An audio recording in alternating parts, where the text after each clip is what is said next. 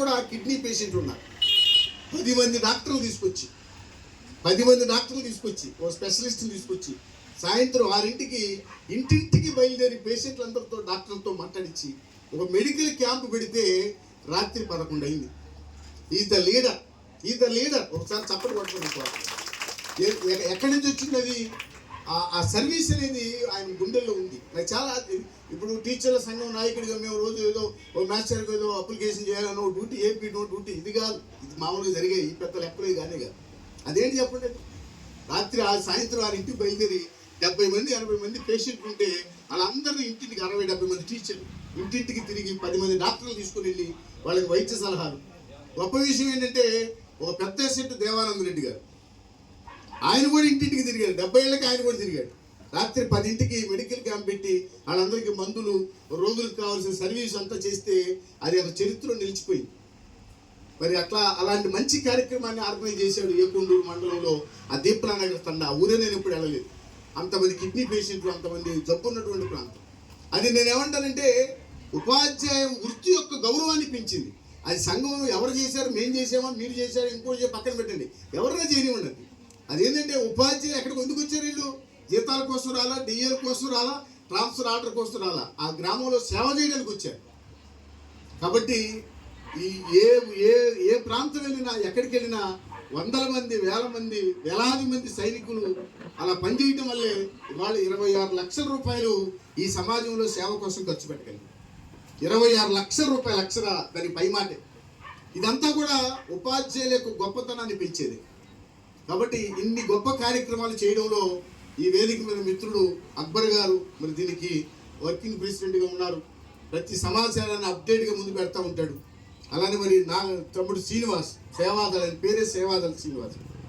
ఈ జీకొండూరు మండలంలో మండల శాఖ ఎన్నికలు జరుగుతున్నప్పుడు మా వాసు అన్నాడు, ముందు అధ్యక్షుడిగా వెళ్దాం సార్ అన్నాడు. సరే అన్నాం. ఏదో పని మీద బయటకు వెళ్ళాడు. మళ్ళీ ఆ పోస్ట్ తీసి సెక్రటరీ పోస్ట్ పెట్టాం. ఆయన బయటకు వెళ్ళి పోస్ట్ మార్చేసాం.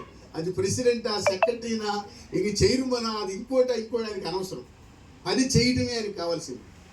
నేను నిజంగా కరతాళంతో శ్రీనివాసులు కూడా అందించాను. ఒకరోజు ఏ కార్యక్రమం చేసినా ఒకరోజు రాత్రి ముందు వస్తాడు. రేపు రక్తదాన శిబిరం ఉంది, లేకపోతే సర్వీస్ క్యాంప్ ఉంది, లేకపోతే అంబేద్కర్ జయంతి ఉంది, లేకపోతే ఇంకో కార్యక్రమం ఉంది. ఆయనకు అవసరం ఉన్న ఆయనకి ఖాళీ దొరికిన 99% మానేడు అంటే ఏదో ఇంట్లో నాన్నగారు చనిపోయినప్పుడు, లేకపోతే అమ్మగారికి బాగోనప్పుడు, ఇంకేదో ముఖ్యమైన కారణం తప్ప జనరల్ మానడు. ఒక రోజు రాత్రి వస్తాడు.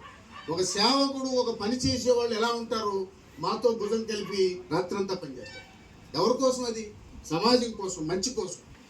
అలాంటి వ్యక్తులు పిల్లర్లుగా ఉండబట్టే ఇంకా ముందుకు తీసుకెళ్ళగలుగుతున్నాం. ఉపాధ్యాయులకు ఇంకా ఎక్కువ సేవ చేయగలుగుతున్నాం. కాబట్టి ఇవన్నీ ఎందుకు చెప్తానంటే వీటన్నింటిలో కూడా నాగరాజు యొక్క పాత్ర ఉంది. ఆయన అద్భుతమైన తెలుగు ఉపాధ్యాయుడు, తెలుగు లెక్చరరు. తెలుగు భాష మీద నేను ముందే చెప్పాను, చాలా చక్కటి పట్టునవి.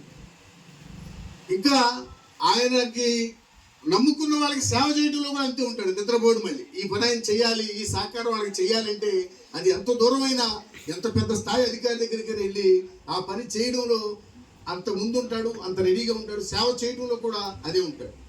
కేవలం విద్యాపరమైన, సాహితీపరమైనవి కాకుండా ఈ గ్రామంలో దేవాలయానికి కూడా వాళ్ళ నాన్నగారి వారసత్వంగా కొంత దైవ కార్యక్రమాలు కూడా ఉన్నారు. ఇవన్నీ ఉండబట్టే ఒక గొప్ప అవార్డు ఆయన్ని వరించిందని చెప్పి నేను నమ్ముతూ ఉంటాను. ఇందాక మన మిత్రులు చెప్పినట్టుగా డాక్టరేట్ అనే అవార్డే ఆయనకంటే చిన్నది, నాగరాజు వ్యక్తిత్వమే దానికంటే చాలా ఎత్తులో ఉంది అని చెప్పి మనందరూ నమ్ముతూ ఉన్నాం. వాస్తవం ఆయన క్యారెక్టర్, ఆయన మంచి సహృదయం. లేకపోతే ఇంత ఎర్ర టెండలు ఎవడొస్తానండి, ఇంకో ఏం చేసినా రాదు, ఎవడొస్తాడండి 12 గంటకి.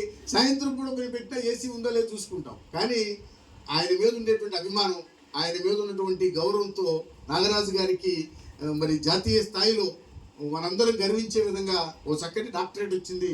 ఓ చిన్న అభినందన కార్యక్రమం జీకొండూరు డెమోక్రాటిక్ పిఆర్టీ మండల శాఖ మరి ఏర్పాటు చేసింది అని చెప్పి ఎప్పుడైతే మనం కబురు తెలవగానే ఏంటి మనం మళ్ళీ ఇక్కడ అందరికి పరీక్ష జరుగుతూ ఉన్నాయి. అయినా సరే మరి అది పూర్తి చేసుకొని అందరం ఇక్కడికి వచ్చి వారిని అభినందనలతో హృదయపూర్వకంగా చెప్పడం, అలాంటి సేవ చేయబట్టి ఒక మంచి స్థాయికి వెళ్ళాడు. నేను అనుకుంటాను పాఠశాలలో జరిగే చాలా కార్యక్రమాలు వాట్సాప్లో పెడతా ఉంటారు. ఆ ఆ వేల మందికి ఆయన నిస్వార్థంగా చేసినటువంటి ఆ విద్యా దానం, ఆ విద్యా దానమే అది ఇవాళ ఆయనకి డాక్టరేట్ రూపంలో వచ్చిందని చెప్పి నేను నమ్ముతా ఉంటాను. ఎందుకంటే విద్యా దానం గురించి మీలాంటి తెలుగు కవులు ఒక ఆయన రాశాడు. ఏది గొప్పది అనే దాని మీద ఒకటి రాశాడు. ఈ తెలుగు వాళ్ళంత తెలుగు చెప్పలేకపోయినా తెలుగు వాళ్ళతో బాగా తిరగడం వల్ల కొంత తెలుగు నేర్చుకున్నానని నేను అనుకుంటున్నాను. ఏంటంటే, అన్నదానము గొప్పదే కానీ జాములోన అరిగిపోవును అంటాడు చిలకమర్తి లక్ష్మీ నరసింహం గారు. ఆంధ్ర షేక్స్పియర్గా ఆయన్ని పిలిచేవాడు. తెలుగు సాహిత్యం మీద అంత పట్టున్న వ్యక్తి.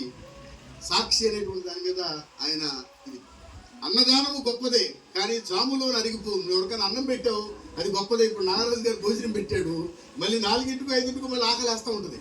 అది శాశ్వతం కాదు. అన్నదానము గొప్పదే కానీ జాములోన అరిగిపోవును అంటాడు. ఇంక తర్వాత వస్త్రదానము భవ్యమైనదే కానీ మరుసటి ఏడాదిలో చిరిగిపోవును అని చెప్తాడు. ఎవరికైనా బట్టలు పెట్టావు అది కూడా గొప్ప దానమే, భవ్యమైనదే, కానీ మరుసటి ఏడాదిలో అది చిరిగిపోవును. ఏడాది గడిస్తే అది చిరిగిపోతట. మూడోది, గృహదానము ఉత్కృష్టమైనదే కానీ కొంత కొన్నేళ్లకు కూలిపోవును అని చెప్తాడు. ఎవరికైనా ఒకటికి ఇల్లు ఇచ్చాం, ఇల్లు ఇవ్వటువంటి మాటలు కాదు కదా, లక్షల రూపాయలు ఇల్లు ఇచ్చావు, గృహదానం చేసావు, అది గొప్పదే, ఉత్కృష్టమైంది, ఉన్నతమైంది, కానీ కొంత కొన్నేళ్లకు కూలిపోవును అంటాడు. ఇంకా భూదానము మహోన్నతమైనదే, భూమిని దానం చేయటం మనం వాళ్ళు చేయలేని దానికి అడుగు కోట్లు ఉంటుంది. భూదానము మహోన్నతమైనది కానీ అది అన్యుల పరము కావచ్చును అంటాడు. ఇప్పుడు భూమి నీకు ఇచ్చాం, నీకు అవసరమైతే అమ్ముకోవచ్చు, ఇంకెవరికైనా వెళ్ళిపోద్ది ఈ భూమి.